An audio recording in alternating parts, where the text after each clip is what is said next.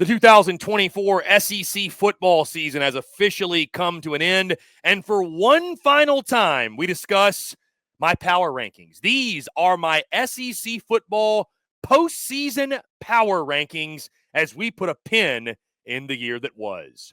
Hello, everyone. I'm Chris Phillips of SEC Unfiltered. Appreciate each and every single one of you tuning in. Make sure you like, subscribe, turn on notifications. Check us out via podcast, wherever you get your podcast. You can also find us across all social media platforms, as well as our website, secunfiltered.com. This segment brought to you by our friends over at GameTime. Download the GameTime app and use promo code SECU for $20 off your first purchase. Again, guys, that's GameTime, promo code SECU to get $20 off today.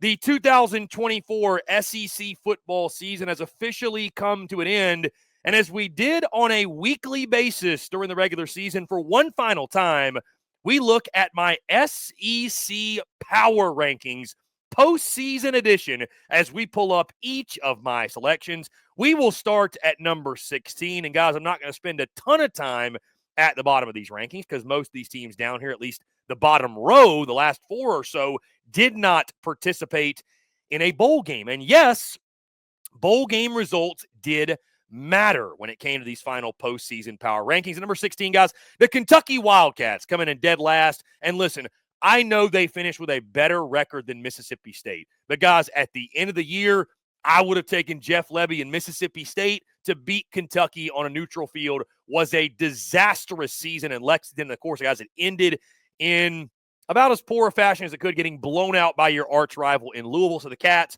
well-deserved to earn that number 16 spot. At number 15, guys, I just mentioned them, the Mississippi State Bulldogs, who, by the way, have fared really well in the transfer portal. So maybe the things are looking up for Jeff Lebby, the Jeff Lebby era in Starkville. But Mississippi State at 15 for what they did in 2024, guys. Again, of course, missing a bowl game, not winning a single conference game. Was a really rough year one for Jeff Lebby. They'll look to bounce back in 2025. Number 14, guys, I got the Oklahoma Sooners. Oklahoma, a team that went to a bowl game and lost to the Navy midshipmen. I mean, guys, outside of the Alabama game, it couldn't have got much worse. And I understand you got the win over Auburn, who we're about to talk about in just a second, but I mean, that was about as fluky a win as you could get. Like, if you give me those two teams on a neutral site again, I'm probably taking Auburn. If it's not for just one of the most brain-dead play calls of all time, if you just run the football, if you're Hugh Freeze and company, like, Oklahoma's not a better team than Auburn. They're not. They're not. And by the way, Oklahoma's quarterback now on Auburn's roster as Auburn's QB1. But Oklahoma comes in at 14. At 13, guys, I just mentioned, the Auburn Tigers. Again, I put them at 13. Auburn was the worst good team in the conference this year. You looked at all the numbers and the productivity and what DJ Durkin's defense did, and Peyton Thorne actually had a decent year at times. It just was never reflected in the statistics, or I should say, was never reflected in the overall record. But I still put Auburn at 13. Again, I put them ahead of Oklahoma. You don't like being behind Auburn, Oklahoma fans. You shouldn't have lost the Navy in a bowl game. At number 12, I've got the Arkansas Razorbacks. Arkansas beating Texas Tech in their bowl game. But again, I think 12 is fair for them. Very inconsistent, up and down. Sam Pittman, Bobby Petrino and company with Taylon Green men in the QB1 position. They are back in 2025. But I tell you, the energy in Fayetteville, it was described to me by one Arkansas fan as toxic.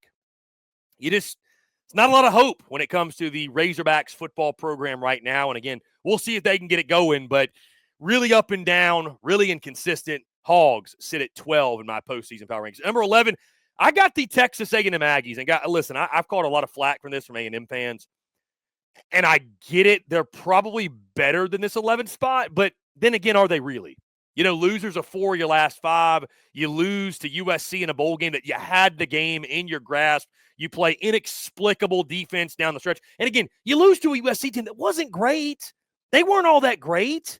So, you know, A&M, our expectations and what we thought of A&M got inflated because they started 7-1 and they beat up on Missouri early in the year.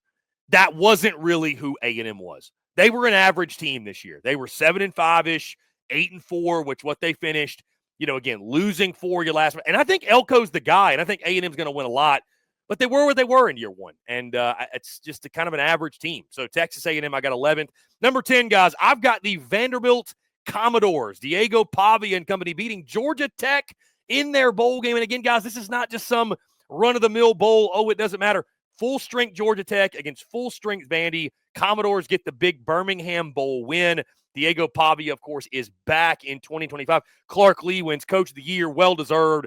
What a story Vandy was. And number 10, listen, you don't finish last. And for Vanderbilt, that's a success. Number 9, I've got the Missouri Tigers. A lot of pushback from Mizzou fans. I totally get it. Great bowl win over Iowa. Mizzou was just such an interesting case this year. They were such an interesting case because I'm not going to be one of these people that says it's the worst 10-win season we've ever seen. But, guys, you have to factor in the quality of wins. I mean, what was Missouri's best win in 2024? Over Arkansas? I mean, Oklahoma? Auburn? What was the best win? I mean, that's the – I guess Iowa in the bowl game. So, listen, Mizzou was a solid team. You take nothing away. There's some Mizzou fans out there think I got something against them. I really don't. MIZZOU, baby. I'm happy for y'all. Happy for Mizzou getting to 10 wins. But context matters, I think, in this scenario. So, I got Missouri at 9. I feel good about it. I know there will be pushback, and that's totally fine. Guys, number 8, I got the LSU Tigers. LSU, again, right there in the middle, and that's kind of what they were this year. Up and down and inconsistent. Of course, you end your season with a big bowl win over the Baylor Bears. Garrett Nussmeier looked great. That was the story of the year, right? One week he looked terrible. One week he looked great. It's just what version of Garrett are you going to get?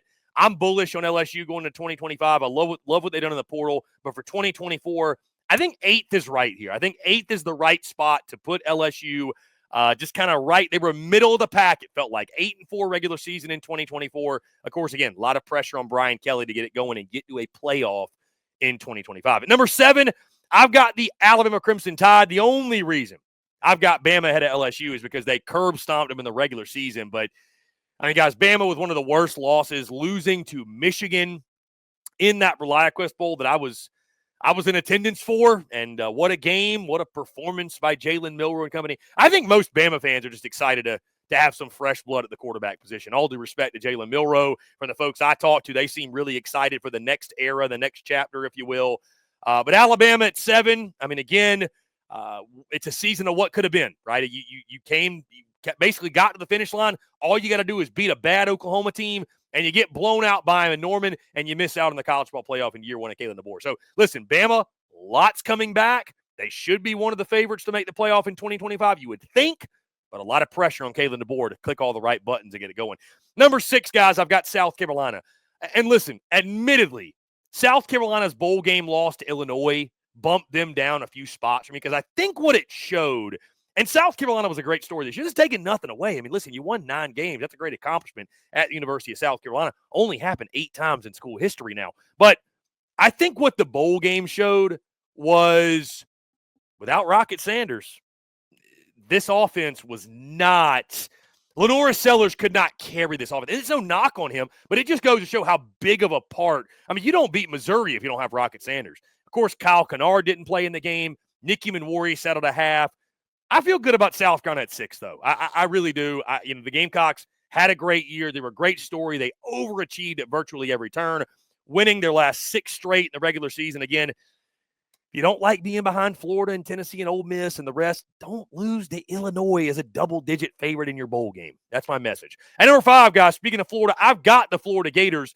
And again, this is the case of a team that – it's been really interesting. I've gotten a lot of pushback on this one from South Carolina folks. How dare you have Florida ahead of South Carolina? And listen, if you want to debate me on it, that those teams should be flipped, that's fine. I'll have the conversation. But to insinuate that South Carolina would just dog walk the Florida Gators, I think it's a foolish notion. I mean, DJ Lagway, the way he came on that year, I think you could debate DJ Lagway's a better quarterback than Lenore Sellers. Florida was stingy defensively. They had playmakers step up around DJ Lagway. Again, you look at the way they finished. Beat LSU, beat Ole Miss, won their bowl game. I know it was Tulane, still won their bowl game.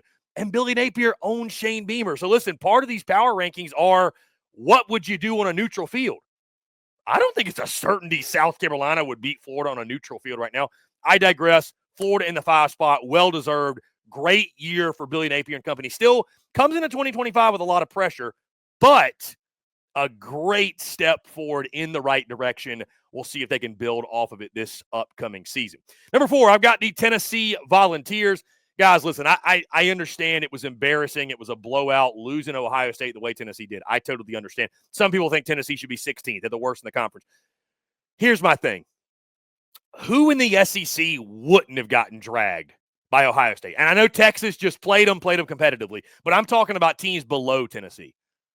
I think most probably would have in that environment, in that setting, in that scenario.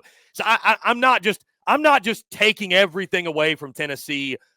Still love what they were as a team in 2024. I still think Nico, obviously, the sky's the limit for him. They got to figure some things out in regards to getting some playmakers around him and, getting the offensive line figured out. And we'll see what they are defensively, losing some key pieces. But this 2024 Tennessee team, still a really, really high-quality team. Running game and defense was lethal. And again, I still believe they are a top 4 team when it's all said and done in these final power rankings. At number 3, guys, I bumped up Ole Miss. I tell you, Ole Miss, and they did it to themselves, but man, selfishly, I would have loved to have seen Ole Miss in the college football playoff. That is a team that really could have made some noise, I think, in the playoff. I really do. I mean, you look at the roster, you look at the personnel, whatever. They beat Duke in their bowl game, and they beat them like a drum. It is what it is. I'm not saying give them their roses for that, but it's a shame that Ole Miss did not take care of their business because they had the personnel to make a run. They really did. They really, really did. And again, nobody else to blame it themselves. Beat Florida late in the year. Don't lose to Kentucky. Don't lose to Kentucky. They did it to themselves. But, man, this Ole Miss team was one of the SEC's best. I mean, just top to bottom. I understand the record. I understand they didn't make the playoff. Still, man, Ole Miss, really fun to watch this year. It's a shame that the Last Dance didn't work out the way we thought. We'll see if Lane Kiffin can break through in 2025. Guys, number 2, I've got the Texas Longhorns. Great run by Texas in the college football playoff. Coming up just short against Ohio State. We'll be talking about 2nd and goal for a really, really long time. That 2nd and goal play call, they'll be talking about that one in Austin for a really, really long time. But a great run nonetheless. Back-to-back years, you've made the Final Four. Steve Sarkisian has got that program on the right track. And you think about what he took over, has done an incredible job. And guys, at number 1, the Georgia Bulldogs. Listen, I understand without a Carson Beck, Gunnar Stockton starting, and that's not why they lost. But, I understand they go 1 and done in the college football playoff. But, guys, I just fundamentally could not put Texas ahead of Georgia when Georgia beat them twice. I just can't do it. And I don't think there's a ton of pushback, but there has been some. And I can't get on board with it, guys. Georgia, to me, were they flawed? Were they imperfect? Sure. But at the end of the day, dust settles. Georgia was still the best team in the SEC in 2024. And I guess maybe that, I hate to say it, maybe that speaks to the conference a little bit in 2024, that nobody was able to jump up and knock Georgia out of that perch. So Georgia, number 1 in my postseason power rankings. Guys, do you agree? Do you disagree? How would you power rank the teams of the SEC in the postseason for the 2024 college football season? Guys, that's going to do all for me. Appreciate each and every single one of you tuning in. Again, make sure you like, subscribe, turn on notifications. Check us out via podcast, wherever you get your podcast. You can also find us across all social media platforms, as well as our website, secunfiltered.com. Until next time, guys, I'm Chris Phillips of SEC Unfiltered. Appreciate each and every single one of you tuning in, and we will catch you on the other side.